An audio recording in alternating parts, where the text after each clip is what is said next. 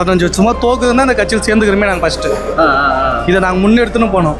பாலூர் கிராமத்துலேருந்து நாங்கள் இவ்வளோ பேர் பஸ் வச்சு இங்கே வந்து புதுசாக சேர வந்தது.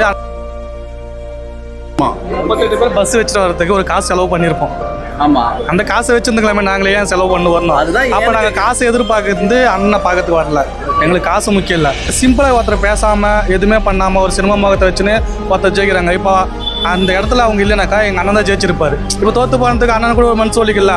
அப்போ நாங்கள் இவ்வளோ தூரம் பின்னாடியே இருந்து என்ன பிரயோஜனம்? நாங்களும் முன்னே வரோம், நிற்கிறோம், அண்ணனுக்கு சப்போர்ட்டாக நிற்கிறோம். தப்பு பண்ணுறவங்களே தைரியமாக சுற்றும் போது நம்ம தான் ஃபஸ்ட்டு காலரை தூக்கின்னு சுற்றணும். என்ன தப்பு பண்ணுறோம் நாங்கள்?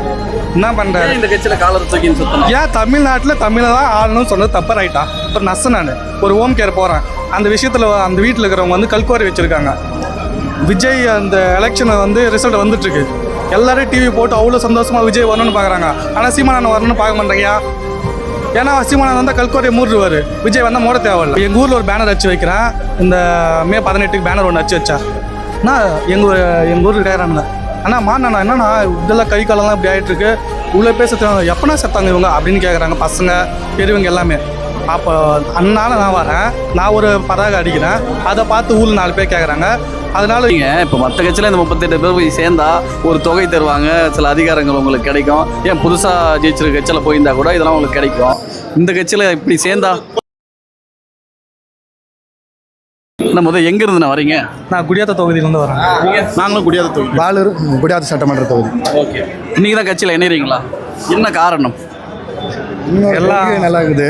அண்ணன் யார் கூட கூட்டணி வைக்க மாட்டார், அது ஒரு நல்ல ஒரு இது. தோத்து போகிறாங்கல்ல கூட்டணி? இல்லை ஜெயிப்போம், கண்டிப்பாக ஜெயிப்போம். நல்லா அவர் பேசுறது பிடிக்கும் எனக்கு. அவர் நல்லா பேசுவார், நம்பிக்கையோடு இருப்பார், நம்பிக்கை செய்வாருன்னு எங்களுக்கு ஒரு நம்பிக்கை இருக்குது. நம்பிக்கை இருக்குது. ஓகே, நீங்கள்?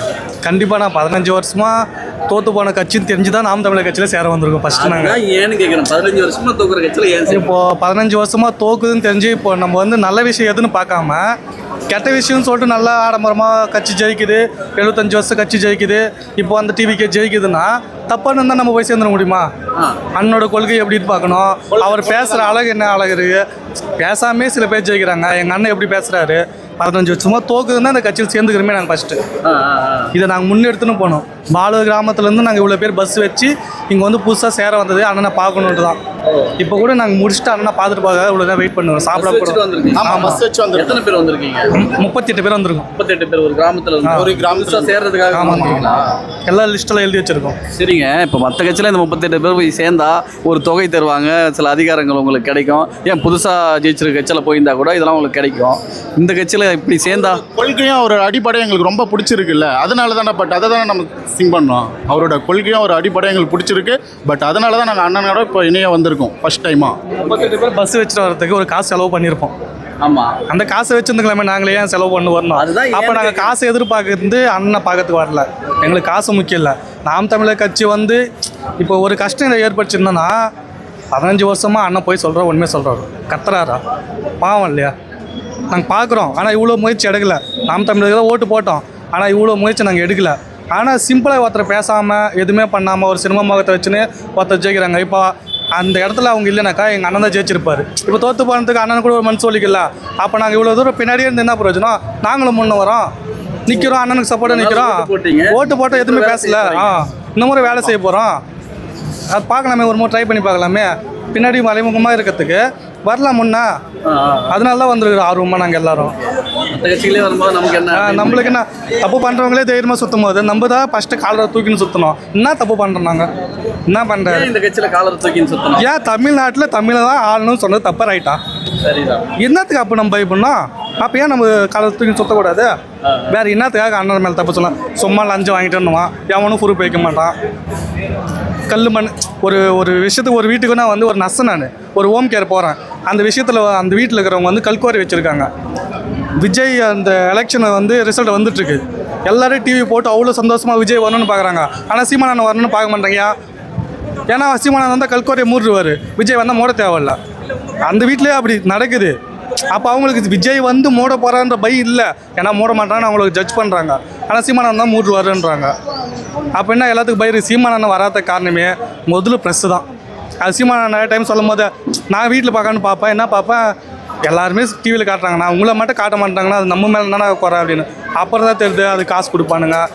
ஒரு இந்த கரூர் நடந்த விஷயத்தில் விஜய் வீட்டிலேருந்து கிளம்பி அவர் ரிட்டன் வீட்டுக்கு போகிற வரையும் எல்லாமே காட்டுறாங்க.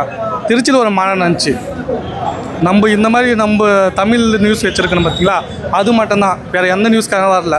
அப்போ எல்லாரோட பிளான் என்ன, சீமானனை வெளியே தரக்கூடாது. ஆனால் நாங்கள் தெரிவிக்கும் பாலர் கிராமத்தில் தெரிவிச்ச மாதிரி ஒரு தொகுதியிலும் ஒவ்வொரு கிராமத்துலேயும் சீமானனுக்காக 5 பேர் 10 பேர் சேரணும், ஒவ்வொரு விஷயத்துக்கும் போராடணும்.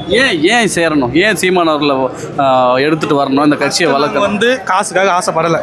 காசுக்காக ஆசைப்படாது எவனும் என்ன பண்ணணும், உண்மை பார்க்க தான் நிற்குவான். காசுக்கு ஆசைப்படுறவன் எப்படின்னா போயிட்டு காசு சமாளிச்சு வந்துடுவான். சீமானண்ணன் வந்தால் எல்லாமே மாறும், எல்லாமே மாறும். இப்போது விஜய் வந்து மாற்றம் வரும்னு நம்ம பார்த்தோம். விஜய் ரசிகர்களுக்கு அது மாற்றமாக தெரியும், எனக்கு அது மாற்றமாக தெரியல. தப்பு தான் நடக்குது. டிஎம்கே ஆட்சியோடு விஜய் வந்த பின்னாடி இந்த 60 நாள் 40 நாளில் அதிக தப்பு நடக்குது தான் தெரியுது. அப்போ டிவிக்காரங்க ஒத்துக்க மாட்டேன்றாங்க. எல்லாமே நடக்குன்னு சொன்னாங்கன்னா எதுவுமே நடக்கல. ஆனால் சீமானண்ணன் வந்தால் என்ன நடக்கலன்னு சொல்லிட்டு அவனுங்க வந்து எங்களுக்கு வந்து தப்பு பண்ணிட்டு பேசுகிறானுங்க எங்கிட்ட. ஆனால் நான் வந்து தப்பு பண்ண தைரியமாக பேசுகிறேன்னா எங்கள் அண்ணன் மேலே நம்பிக்கிறது எல்லாமே நல்லது பண்ணுவாருன்ட்டு அடிப்படையாக மாற்றுறேன்றாரு. அடிப்படை மாற்றுவார். அது இப்போ இந்த பேருந்து வச்சுட்டு வர்றதுக்கு ஒரு தொகை செலவாயிருக்கும்.